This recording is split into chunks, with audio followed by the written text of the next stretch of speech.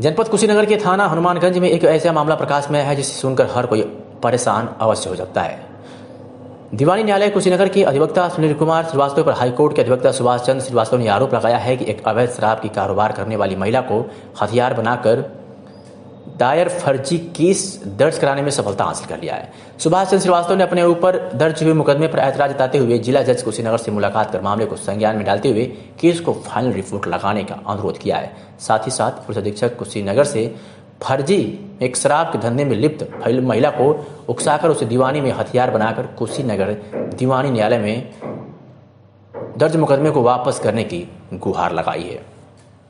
कहीं थाना हनुमानगंज।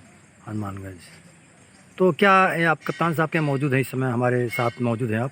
क्या दिक्कत है आपको, है क्या परेशानी है? दिक्कत यह है कि मैं उच्च न्यायालय इलाहाबाद में स्वयं अधिवक्ता हूं जी। और हमारे परिवार में जो कुछ है ज़मीन को लेकर के प्रॉपर्टी डिस्प्यूट चल रहा है जी। जिसमें हमारे दूसरे नंबर के भाई का लड़का सुनील श्रीवास्तव दीवानी कचहरी पडरौना में वकालत करता है।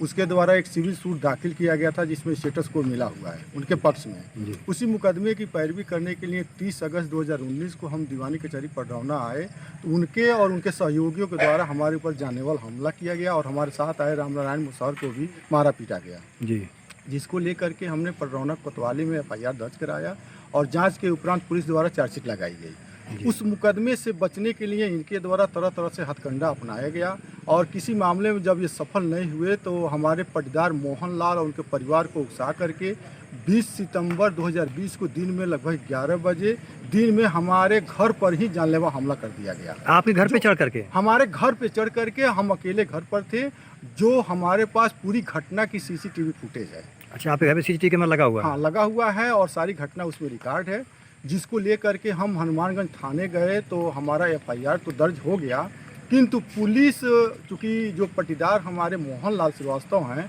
वो भी RPF में कांस्टेबल हैं, पुलिस बायस हो करके हमारे FIR के और घटना के 5 दिन के उपरांत 25 सितंबर 2020 को हमारे ऊपर भी सेम धाराओं में करते हुए और धाराओं को बढ़ाते हुए हमारे ऊपर जो है क्रॉस FIR किया गया। जिस मुकदमे में हमारे मुकदमे में जो गवाह थे उनको भी सभी लोगों को जो नामजद करते हुए उसमें कुछ ऐसे लोगों का नाम दिया गया जो प्रेजेंट में गांव में नहीं है, बाहर नौकरी कर रहे हैं, प्राइवेट कर रहे हैं।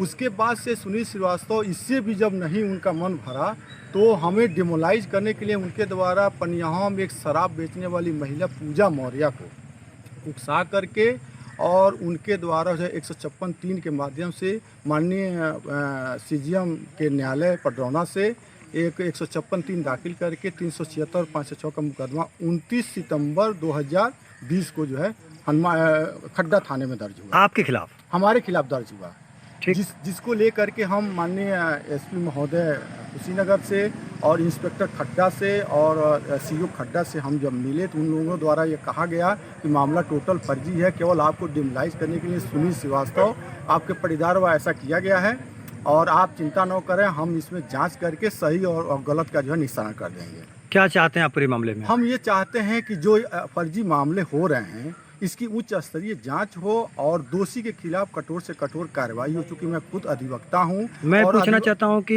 यदि आप एक अधिवक्ता हैं, आपके साथ इस तरह की 156(3) से महिला पहुंच कर FIR करवाती है, न जाने ऐसे शरीफ लोग कितने लोग शिकार होते होंगे। मैं भी इस घटनाओं से काफ़ी स्तब्ध हूं कि इस तरह की जब घटनाएं उच्च न्यायालय के अधिवक्ता के साथ हो सकती हैं तो आम आदमी के साथ तो खुलेआम हो रही होंगी।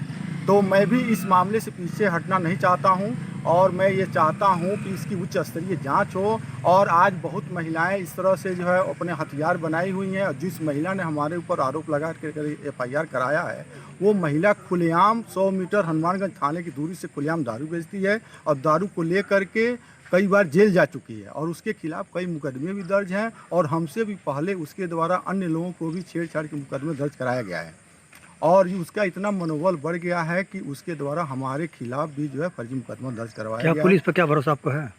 हमें पुलिस पर बिल्कुल भरोसा नहीं है, क्योंकि पुलिस की संलिप्तता अगर नहीं होती तो अब तक पुलिस द्वारा ठीक से जांच की गई होती और दूध का दूध पानी पानी हो गया होता। क्या डिस्ट्रिक्ट जज से मिले थे आप? डिस्ट्रिक्ट जज से हम मिले थे, डिस्ट्रिक्ट जज से हमने पूरी बात बताया था और उन्होंने कहा कि चूँकि न्यायालयीय प्रक्रिया के कारण ये हो गया है, लेकिन आप प्रशासनिक स्तर पर कोशिश करें, हो सकता है आपको न्याय मिल जाए।